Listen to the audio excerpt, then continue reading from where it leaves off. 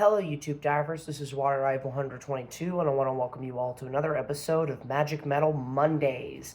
So today we're going to be doing another album ranking. We are going to be looking at the discography of German power metal legends Gamma Ray. Holy jeez. Gamma Ray is the second project of legendary power metal guitarist, vocalist, songwriter, whoever, Kai Hansen. This was the band that he formed after he left Helloween after Keeper of the Seven Keys Part 2. And he would be in Gamma Ray all the way up until 2016 when he and Michael Kiske would reunite with Helloween to form the legendary Pumpkins United lineup that Helloween is currently on right now. But Gamma Ray was Kai Hansen's band. And they have a very, very fun and consistent discography. All of their albums are very, very well made, very well produced. I don't think Gamma Ray really has a bad album. And that is mainly due to Kai Hansen's absolutely superb songwriting skills and his great guitar skills. Now, obviously, Kai Hansen wasn't the only major contributor for Gamma Ray. You also had Haniel Richter on the guitars as well for a long period of time. Dirk Schlechter on the bass. He used to be their other guitar player, but I think ever since the mid '90s, I think since after Land of the Free, he's been their bass player. And then Dan Zimmerman was on the drums for a long period of time. Then he retired in 2012, and Michael Erra would join the band for one album. Following that, they also had another vocalist on the first three albums, Ralf Scheepers of Primal Fear. But we're going to talk about his era in a couple seconds. So let's go ahead and get this party started. We got 11 albums to rank, so let's do it. So coming in at number 11 is the 1991 album, Sigh No More. This is the band's sophomore studio album, and this is definitely the weakest record in their discography. I think the Ralf Scheepers era of the band is just them trying to find their sound, because once Kai Hansen took over vocal duties, starting with Land of the Free, Gamma Ray drastically changed their sound going forward. But with the Ralf Scheepers era, these records are mainly hard rock albums, and they're very well made. They're competently made. I'm not saying that Sigh No More is a bad album, because it's not, but this album can get pretty boring and pretty generic at times. There still are a couple of decent tracks on the album. You have Start Running, Dream Healer, The Spirit, Changes, Father and Son, and my favorite song on the album has to go with One with the World. This very much feels like the classic Judas Priest / Great White mix that Gamma Ray was experimenting with at this time.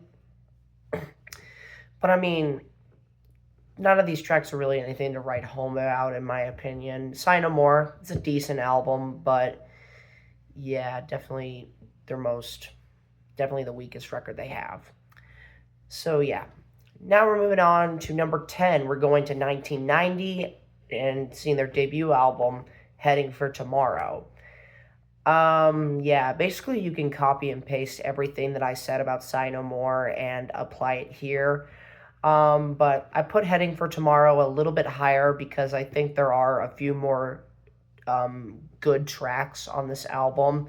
Tracks like Space Eater, The Silence, the 14.5-minute title track, which it doesn't need to be 14.5 minutes long, but it's still a fun little hard rock opus.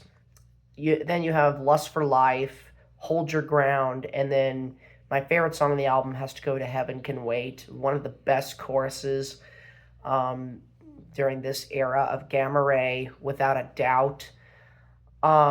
And Ralf Scheepers himself sounds absolutely awesome on this album. He's belting out a lot of Rob Halford shrieks and a lot of Jack Russell vocal timbres on here. It's really cool. This is very much a kind of the mutant freak child of Judas Priest and Great White. Well, what more do you want me to say? Heading for Tomorrow, solid album. Now we're moving on to number 9. We're going all the way on the opposite side of the spectrum to their most recent album, Empire of the Undead, from 2014. So this album came out almost 12 years ago, and this is very likely the last album they'll put out in a good while, since Kai Hansen is now back with Helloween.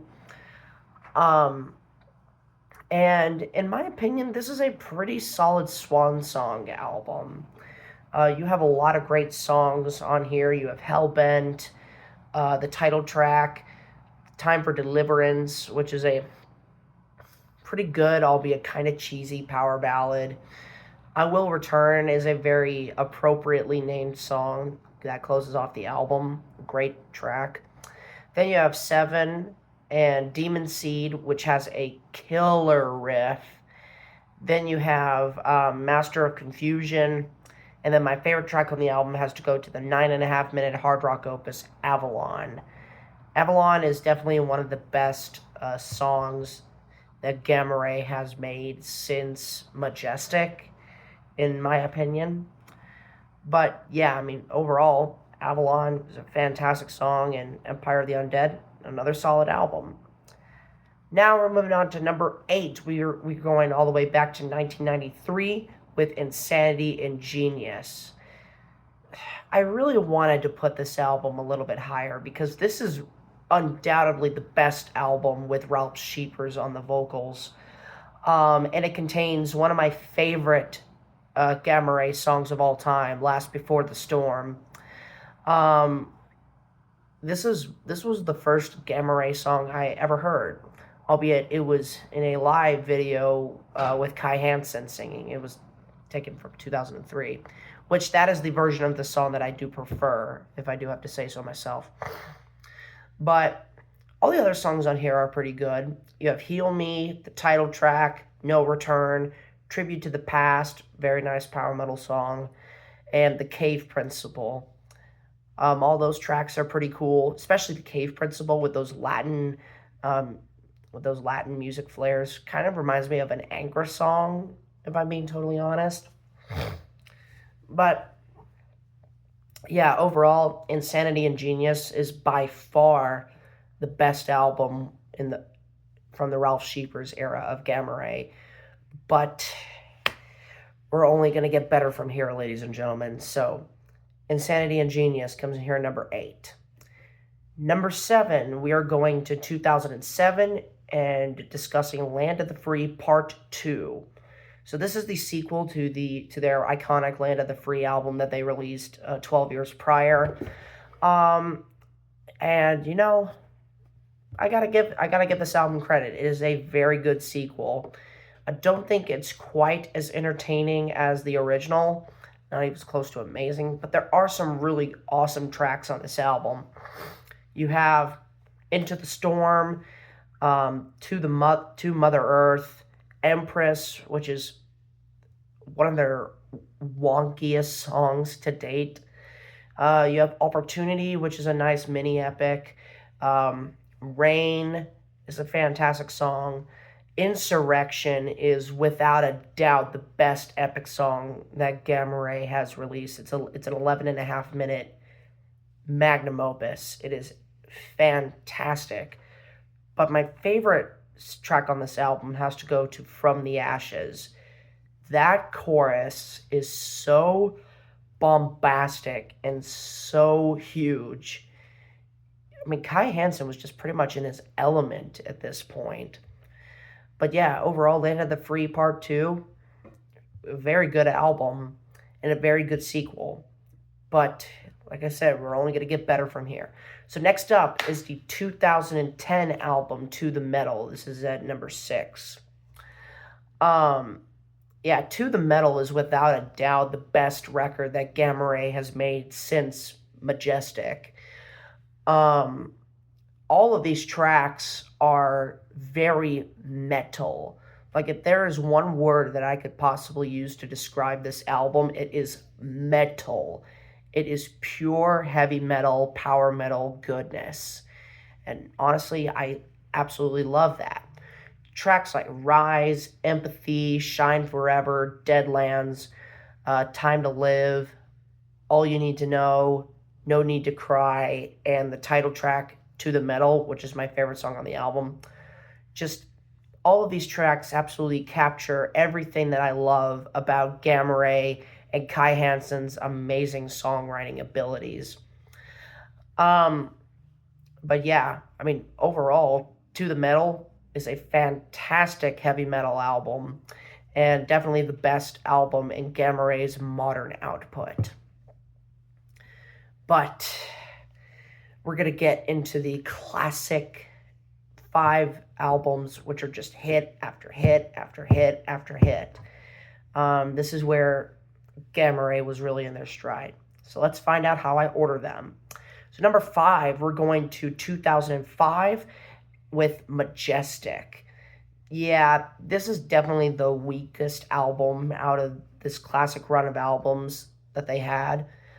But this record is still absolutely fantastic.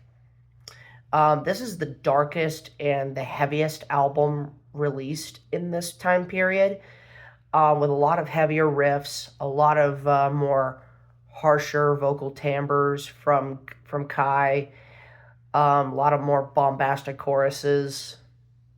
It's just a heavy power metal album.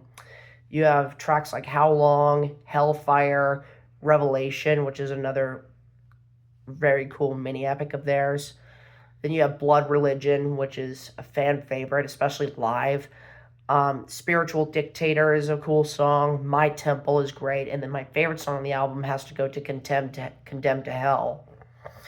One of the best riffs that Kai Hansen has ever constructed.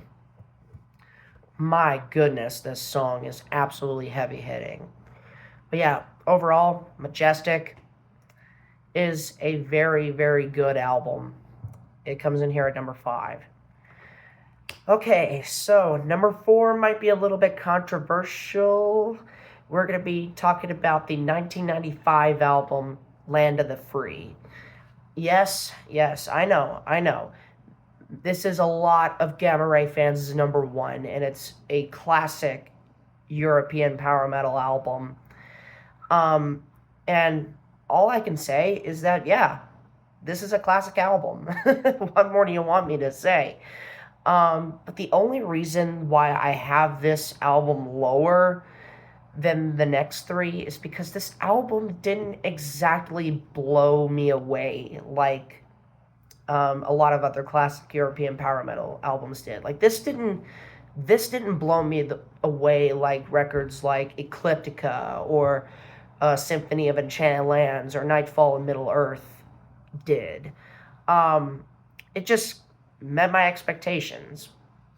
It just did not go above and beyond, in my opinion. But there are a lot of fantastic tracks on the record.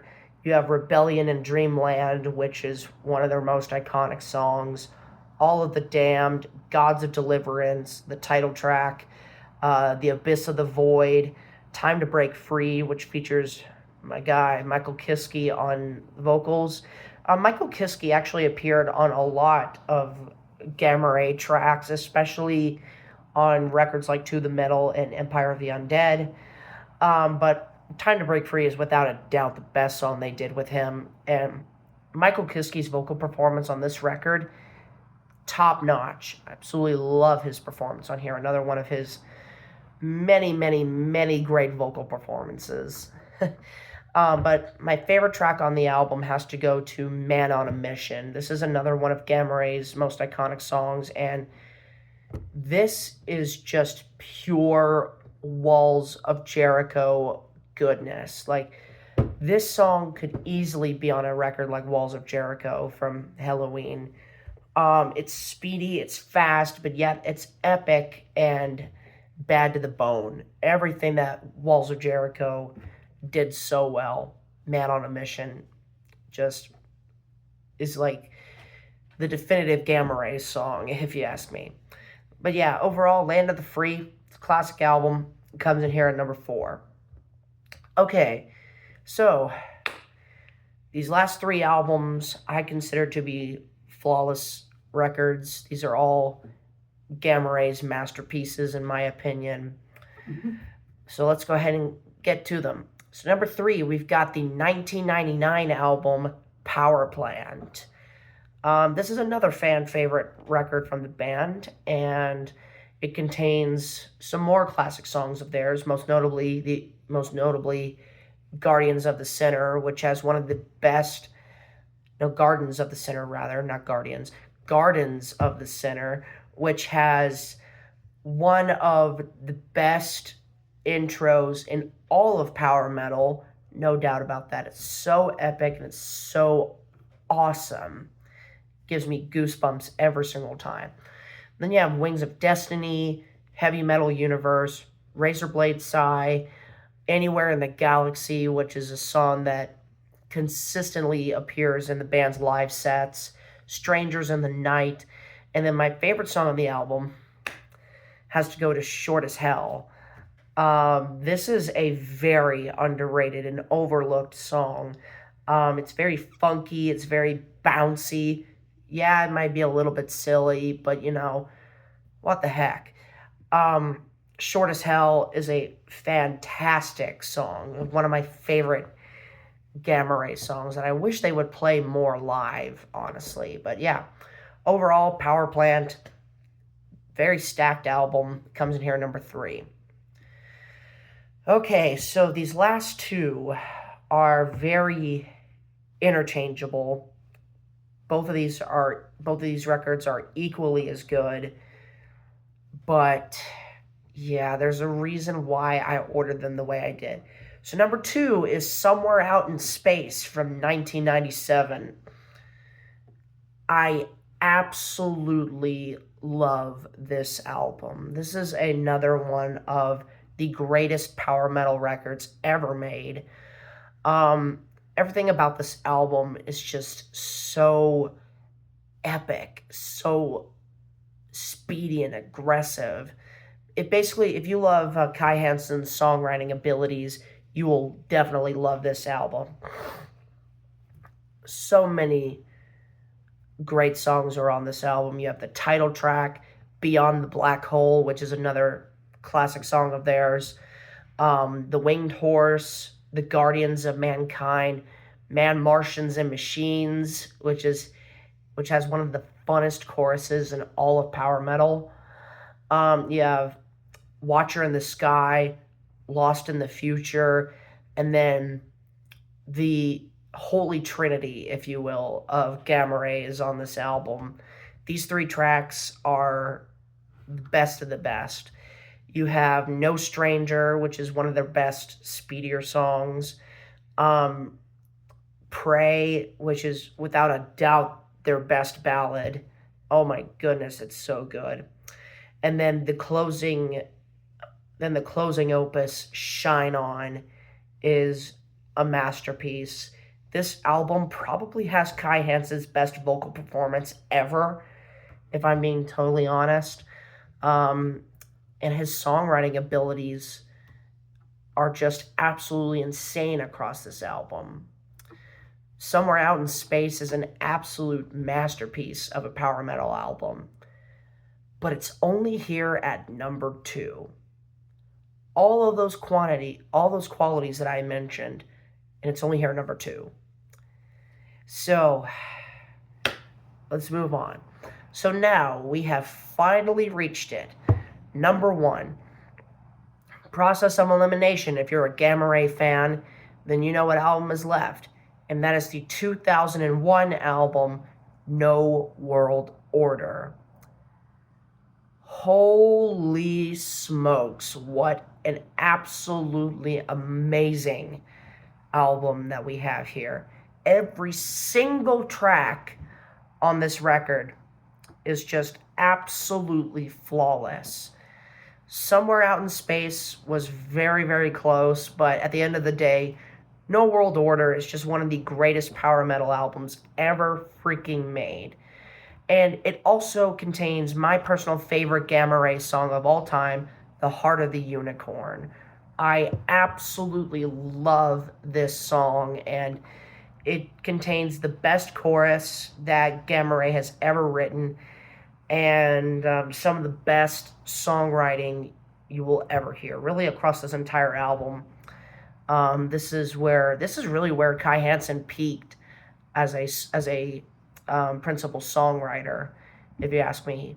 Now he would go on to write all of these, 4 more Gamma Ray albums, and a couple of tracks on the 2 albums he did with Helloween after he reunited with them.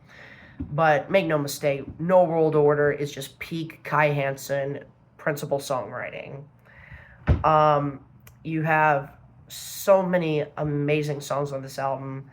You have the aforementioned Heart of the Unicorn, which is my favorite Gamma Ray song. Dethrone Tyranny is also up there.